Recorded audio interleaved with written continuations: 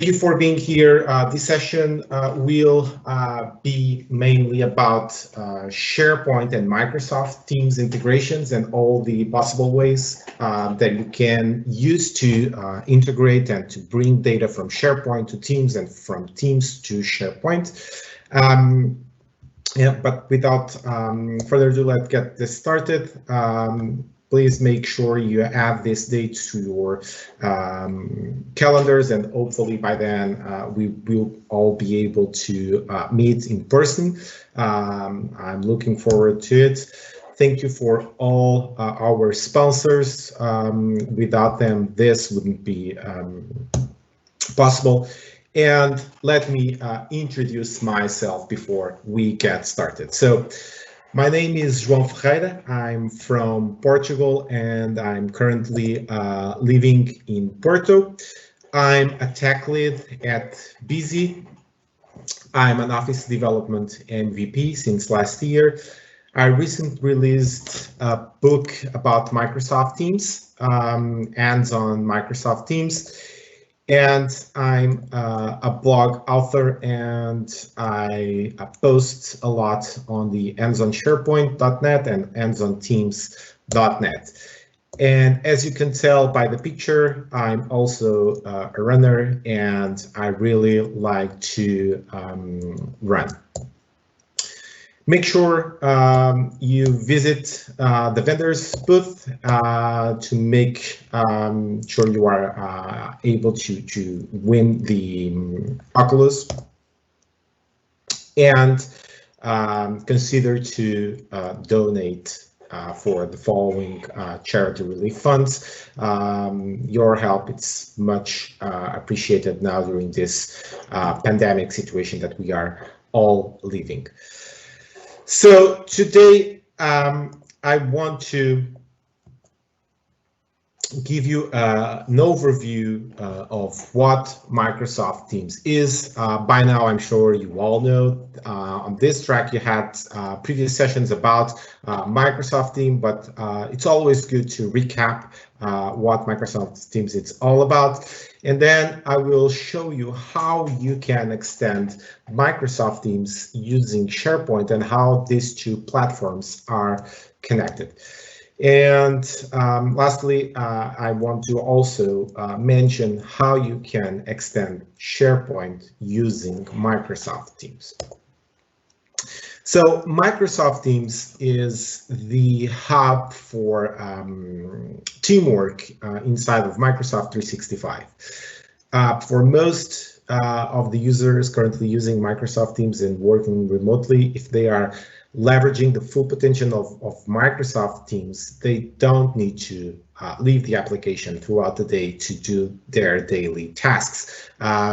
This could well be considered as an operating system for most of the users if configured properly and if everything is added to the system to allow the users to leverage all the potential of Microsoft Teams. So before we go to the next slide, and let me play this, and I hope you can hear it. Developers.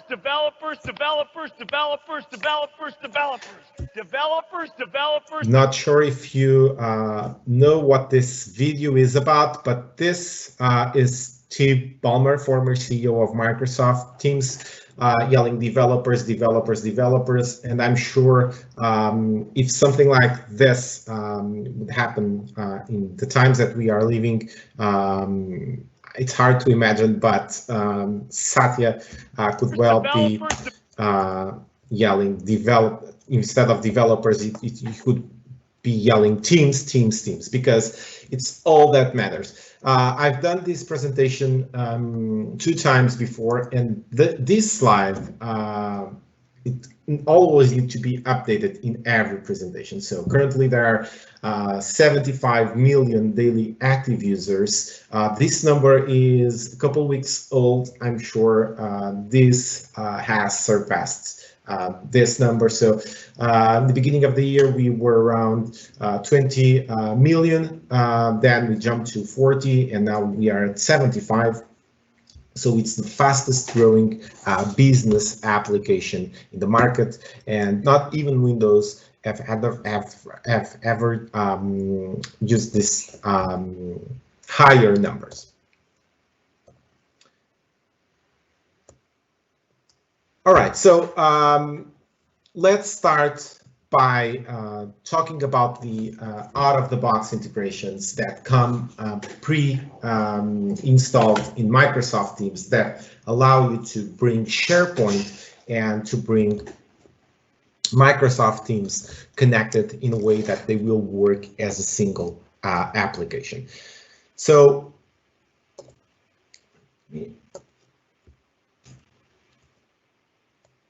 Microsoft Teams loves SharePoint, and SharePoint loves Microsoft Teams. So the platform architecture of Microsoft Teams, it's on top of SharePoint. Everything or most of the things that you have on Teams are connected to SharePoint and hosted on SharePoint. There are several different applications where content is also stored, but files, they are a big part of this experience, are stored on Microsoft Teams, are stored on SharePoint, and the site that is behind each team, it's also stored on SharePoint. Files, news, landing pages, SharePoint lists, all of this is stored on SharePoint and can be easily integrated inside of Microsoft Teams in a matter of clicks. So before we dig into the out-of-the-box integrations, I would like to call your attention for this representation of the physical structure of Microsoft Teams. So it can be compared to this Russian dolls we have here. So inside of Teams, you will find teams. Inside of Teams, you will find channels. And inside of channels, you will find tabs. Obviously, you will find more than this, and the architecture of SharePoint on top of Teams looks like this. So on Teams, you can have two different types of channels. When the application was first released, it came only with standard channels. Everyone inside of a team has access to all standard channels. And this is the structure inside of Microsoft Teams. So you have the team number A, channel A, B, and C. And behind the scenes, on the bottom layer, let's say it this way, you have the site collection A, and you have a document library for each one of the channels. So you have a document library, for the team, and for each one of the channels, the standard channels, you will have a folder. So you will have a folder A for channel A, folder B for channel B, and so on. So this was the first architecture of Microsoft Teams and SharePoint, but private channels are now a thing. They are available for a few months already. And private channels allow you to have a set of users inside of a Teams that share their own space, and they can share information inside of the team that it's not visible to all the members of the team. So this means that the underlayer of SharePoint will be different. Visually, you will see things on Teams. You will see things the same way you've seen with the standard channels. You will see private channels with an icon that will represent that the channel is private, but that's about it. On SharePoint, however, things are a bit different. So each private channel, instead of having a folder inside of a document library, they have their own site collection. Well, they are not site collections with the full power that site collections normally have. On SharePoint, they have limited functionalities, but each private channel has its own site collection, and that is represented here. So standard channel A and B, and there are the correspondent folders, and then the private channel C and the document library. All right, so moving on to the next.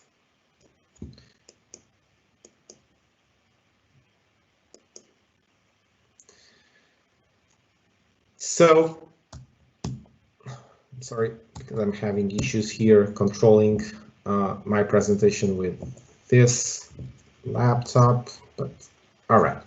So the first thing that I want to show you is how you work with files inside of Microsoft Teams, and how you combine what exists out of the box and comes pre-installed every time that you create a team with what you can add on top of each team. So let me switch back here to this browser, and give me just a second so I can open the tenant where I have my demo prepared, because I had to change the laptop at the very last minute.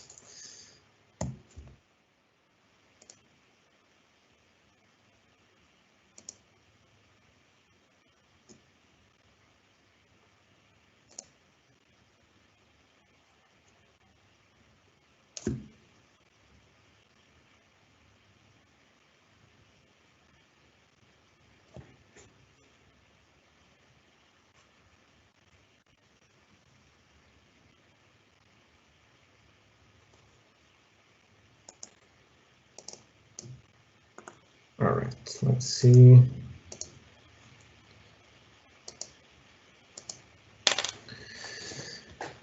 Loading, loading, loading.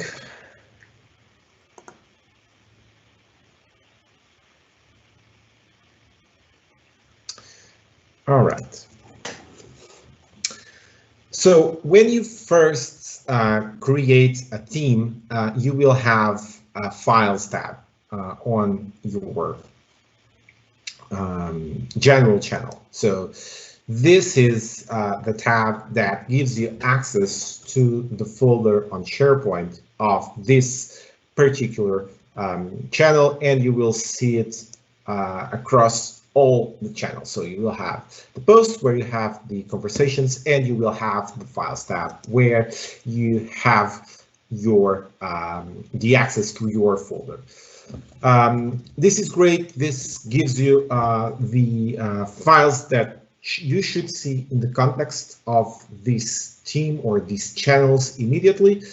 But if you have things that are stored on other libraries, or if you want to show not just this folder, but more folders, what you can do is add an app, and you will see that there are several, or you will see two default SharePoint apps. So you will see the document library, and this document library allows you to pick up a site collection, and allows you then to, and let me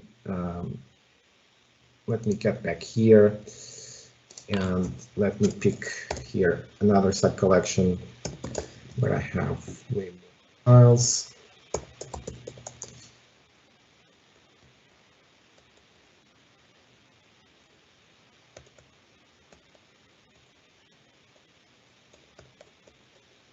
So this will allow you to not just pick up libraries from the site collection that it's associated to the team.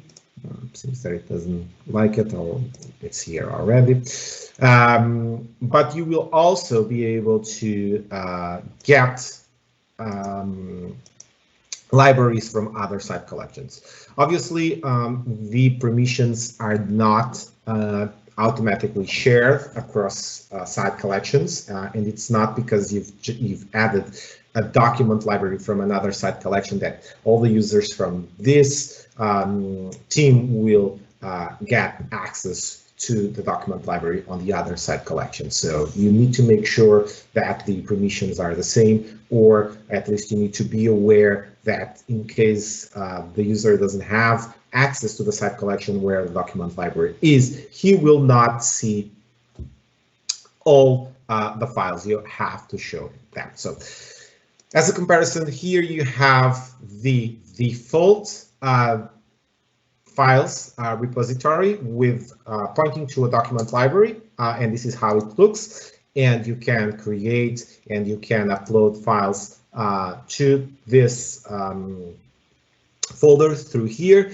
But at the same time, if you have more content on SharePoint, you can also bring it to the Teams using this app. The layout will be a bit different, but the options to create new files and to upload work the same way, and the same thing for the document. So even though things look a bit different, they work pretty much the same way, and you will be able to interact with documents from multiple locations.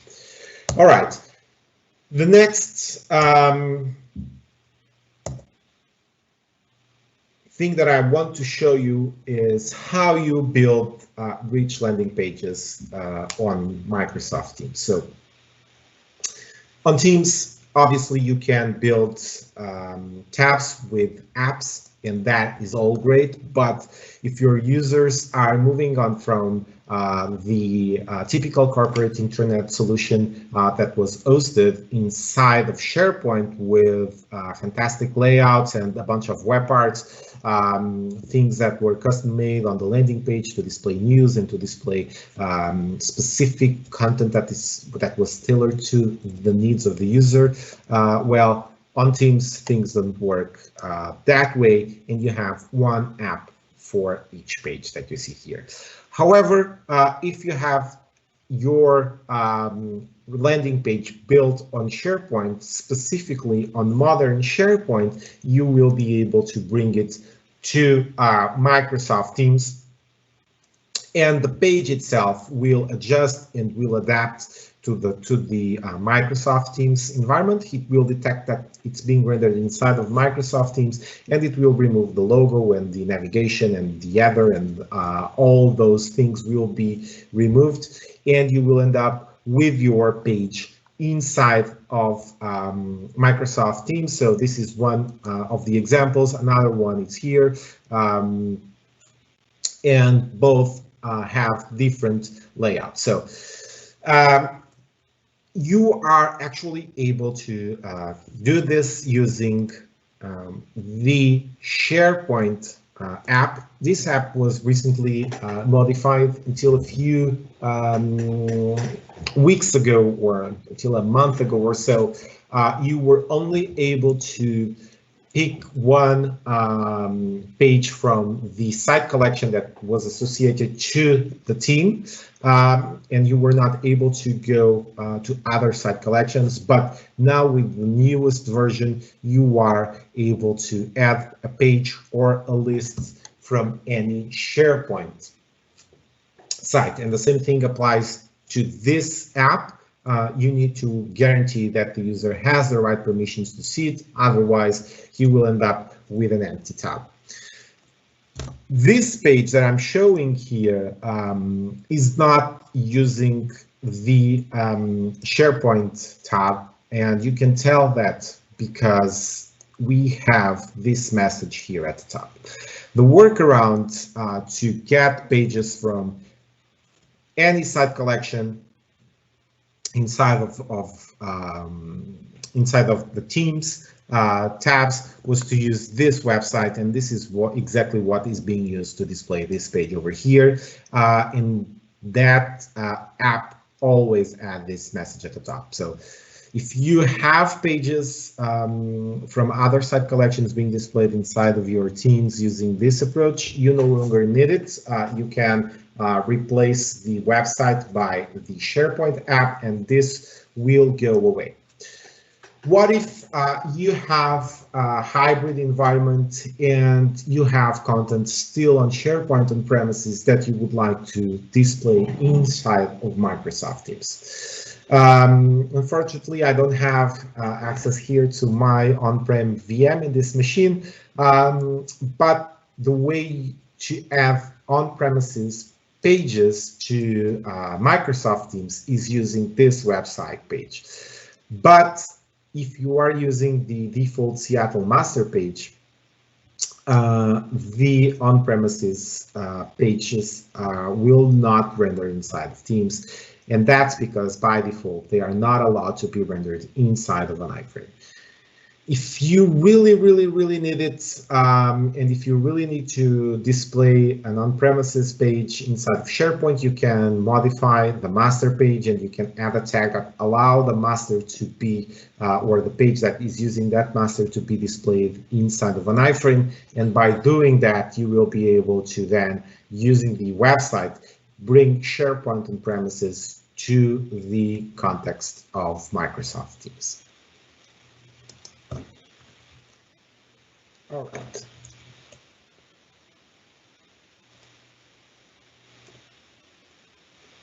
SharePoint lists. It's another big thing, and now more than ever, I already had a list here with the capital L instead of the small l, because Microsoft is about to release the new Lists app. Lists will be way more powerful than they are nowadays. They still miss a few of the options that we used to have on classic SharePoint, but all that will be available inside of Microsoft Teams and inside of SharePoint with the new Lists app. I'm not here to talk with what the feature will be later this year. I'm here to show you what are your possibilities with the current state of lists inside of Microsoft Teams. So before I show you how it's done inside of Teams, let me go here and let me open my SharePoint.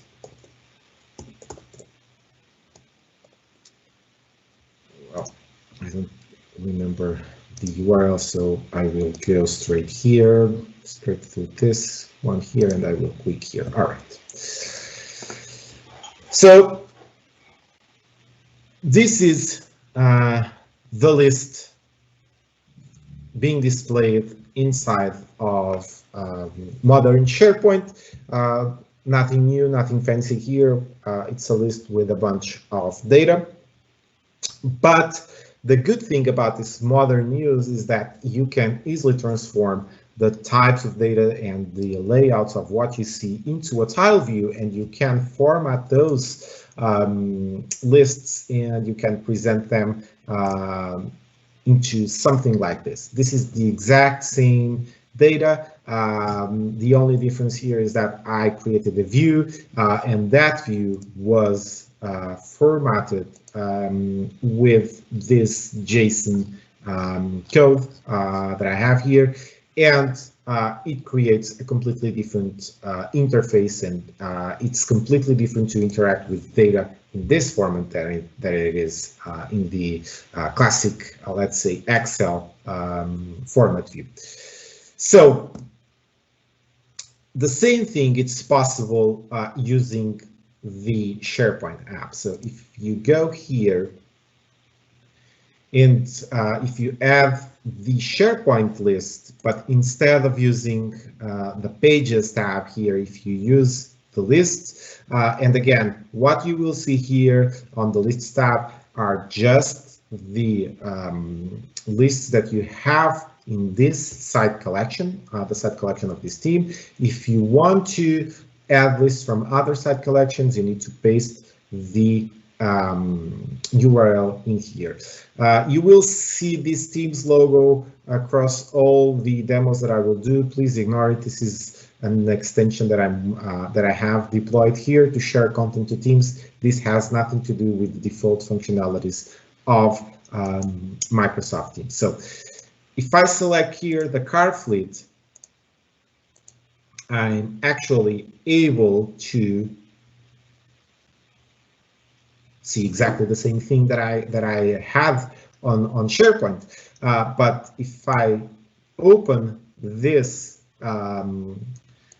list, by default it's displaying the tiles view, and this is something that you can take advantage on the Microsoft Teams, because if you define the tiles view as the main tiles for your list, your users will see this immediately in this format. Obviously, they can still interact with the other types of layouts, but by default, it will load the tiles view because it picked up the car's view.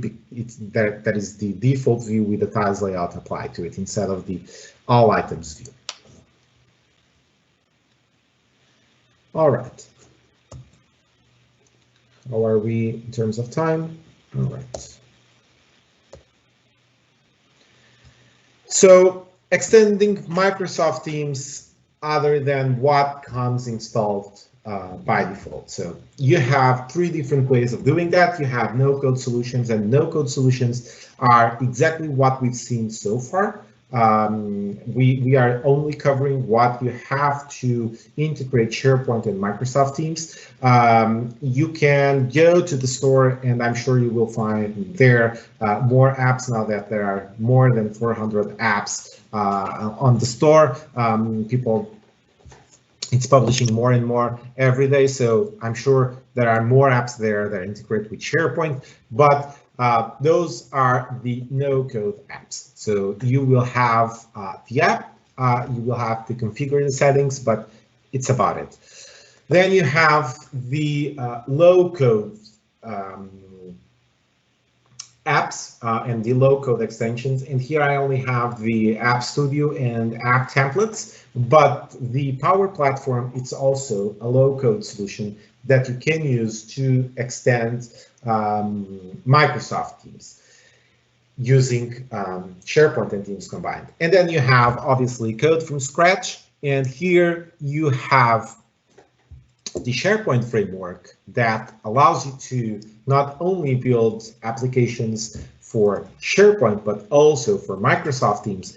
And you also have the applications built using the Microsoft Teams framework that once packaged also work inside of SharePoint. So let's see how this works. So the no-code solution that I've just explained. So we have personal apps, we have bots, we have tabs, we have connectors, and we have message extensions. So on Microsoft Teams, you will find these 5 different types of apps. So, and all of these are available as no-code solutions from the Microsoft Teams store.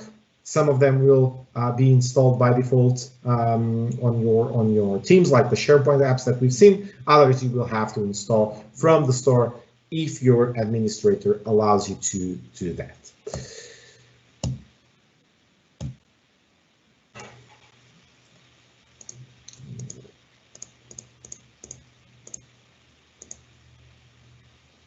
So the low-code solutions, and I would like to start with the App Studio to show you how you can build your apps using SharePoint and package them into a file that can be installed and shared with others inside of your organizations.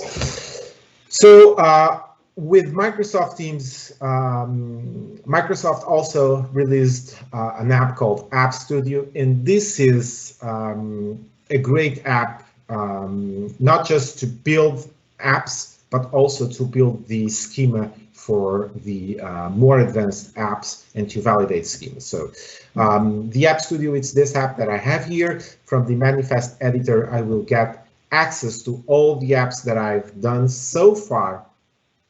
But I'm actually also able to create new apps. So this button here will bring this form, and by filling this form, this in the back will generate the JSON file with all the fields properly configured, so you don't need to worry about getting the structure well done manually. So, but instead of building one from scratch, let's go here and edit this app. And I'm mentioning the App Studio because if you want to integrate it with SharePoint, and if you will be using your app using Teams client, there's a few things that you should be aware if you want to get your users logged in immediately into the app. So in the first page, the app details, you will have to fill the form with your name, developer information, with the websites. If you are a partner and if you will distribute the app, you need to put here your NPM ID. This way, Microsoft will be able to track the usage of the app. You have to define the everything related with the app, like the branding and the colors and the icons and all of that. On step number 2, you will find the types of apps. You will get a team tab. This is the type of apps that you can add as tabs. These apps require a configuration page, and we will not use it in this demo. Instead, we will use the personal app. And as you can see, I have here quite a few tabs created on the personal app. Here on number 10 and number 11, I have SharePoint with a happy face and SharePoint with a sad face. If we click here to edit this, if you look to this content URL and to this website URL, they are pointing to the page directly. All of this is fine. In most of the scenarios, your users will not have any issue by accessing the page this way. However, if it's the first time that the user signs into the page, and if your personal app is installed and without ever opening SharePoint library or the Files tab in that session, the user will not be able to see any tab of your personal app, because even though this shares the same unique structure and the authentication, it's the same, it's not shared across Teams and SharePoint. So the way to make this work, it's not rocket science, and it's in fact being used by the SharePoint web part. So the content URL will point to teamslogon.aspx instead of the direct page, and then the destination parameter in the query string will point to the page using relative URL. This way, the page will do the authentication itself if the user is not yet authenticated, and everything will work fine. This is how you add the tab using the SharePoint page, but it doesn't end here. If you go to then domains and permissions, you will have to use this app ID. This is the ID that already exists on your Azure. This is the one that is used by SharePoint Framework as well. So you just need to paste it here. You can get it from Azure, or you can get it from the documentation of the SharePoint Framework. All of this is available in the documentation where the schema for the SharePoint Framework app is available. And you also have to add these domains, this list of domains. Wildcards will trigger an error or a warning, and you should consider not to use them If the app will be only used inside of your tenant, you can replace all the wildcards, and dog food will not be needed for sure. You can replace this wildcard by the URL of your organization. So once bundled, and I will not be able to demo this here because I'm logged into the browser, and the browser never has this problem because the authentication is immediately shared. But once you do this, and if I go here to my PNP app, I think it's not this one, should be this one instead. Yeah. So if I click here on SharePoint, even though it went with a different URL, the redirects and the authentications are quite fast, and you will not notice any delay loading the page, and you will see exactly what you see when you add the SharePoint tab to your page. All right, oh, I am on time. All right, code from scratch. On Code from Scratch, we have SharePoint web parts and Microsoft Teams apps, and those apps can be used, SharePoint apps can be used on Teams, and Teams apps can be used on SharePoint, as we will see. I will not cover the development process. I would love to show you how the two projects look like, but the code is not on this machine, but I can show you how things look like when installed. So I've picked the code from a to-do app, and I bundled that into a Teams app as a native Teams app, and that's what I have here. So if I type here something demo, this is my to-dos app, and this was natively done using the Microsoft Teams framework. I have to host this myself inside of my website, so I have to handle all of that, and that needs to be done for every native app that you developed, or every native application that you want to implement.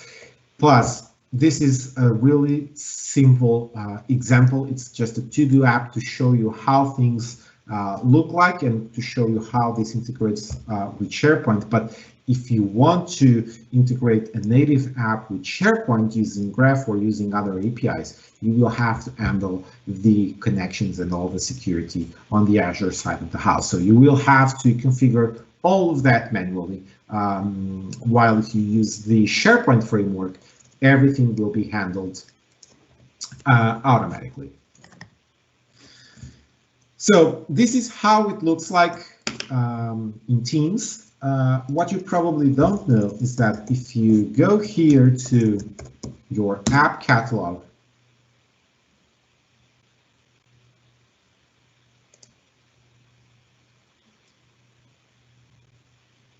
on SharePoint, I have here an app with a different icon that's just a zip file containing a manifest and two icons. And this was also deployed to SharePoint. So this is the Teams app that it's also being used here on SharePoint. So let me go here to the home page of this site. And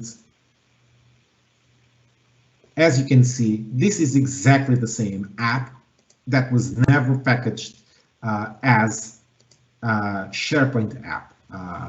So everything that you build for Microsoft Teams, you will be able to bring it to the Microsoft SharePoint with no issues. Same thing, it's valid for everything that you build for SharePoint can be easily integrated with Microsoft Teams. Let me look here for an app that it's actually built for both platforms. And as you can see, the modern script editor web parts that I really like to use highlights this sync to Teams button. And when it does it, you are able to get the app also inside of Microsoft Teams. And that's what happens if I go here